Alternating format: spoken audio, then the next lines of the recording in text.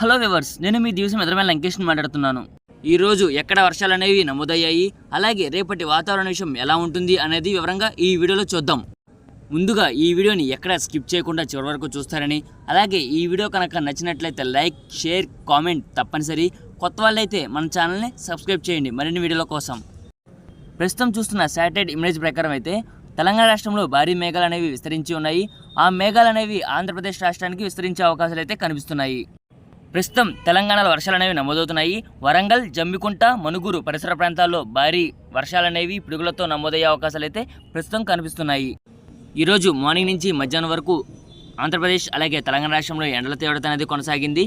ఈరోజు మధ్యాహ్నం సమయం నుంచి వాతావరణం ఒక్కసారిగా మారి ఉత్తరాంధ్ర అలాగే తెలంగాణ అలాగే మధ్యాంధ్ర జిల్లాలో వర్షాలు అనేవి నమోదయ్యాయి. ఈరోజు మధ్యాహ్న సమయంలో రాజమండ్రి, తుని, నర్సీపట్నం వివిధ పరిసర ప్రాంతాల్లో వర్షాలు అనేవి నమోదయ్యాయి.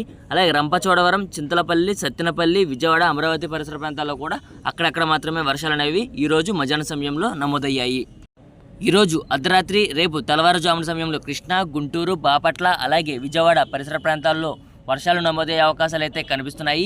ఎప్పటికప్పుడు వాతావరణ సమాచారాన్ని యూట్యూబ్ కమ్యూనిటీలో అందిస్తాను.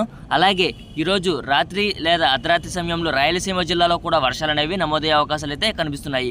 రాయలసీమ జిల్లాల నుండి తిరుపతి, చిత్తూరు, కడప, అన్నమయ్య, సత్యసాయి, నంద్యాల వివిధ పరిసర ప్రాంతాల్లో భారీ వర్షాలు అనేవి నమోదయ్యే అవకాశాలు అయితే ఈరోజు అర్ధరాత్రి సమయంలో నమోదయ్యే అవకాశాలు అయితే కనిపిస్తున్నాయి. ఎప్పటికప్పుడు వాతావరణ సమాచారాన్ని యూట్యూబ్ కమ్యూనిటీలో అందిస్తాను.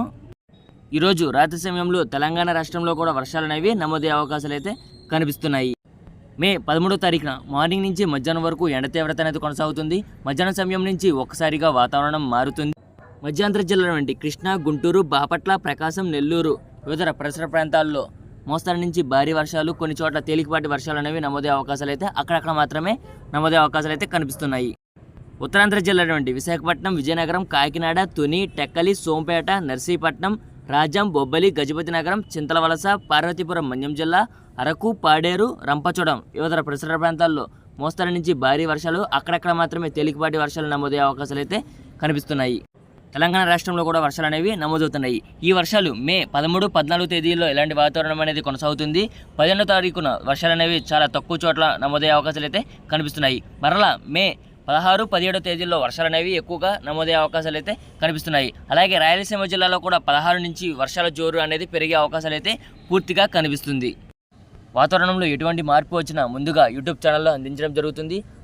ఈ వీడియో కనుక నచ్చినట్లయితే లైక్, షేర్, కామెంట్ తప్పనిసరి. కొత్త వాళ్ళైతే మన ఛానల్ని సబ్స్క్రైబ్ చేయండి మరిన్ని వీడియోల కోసం. Thanks for watching this video.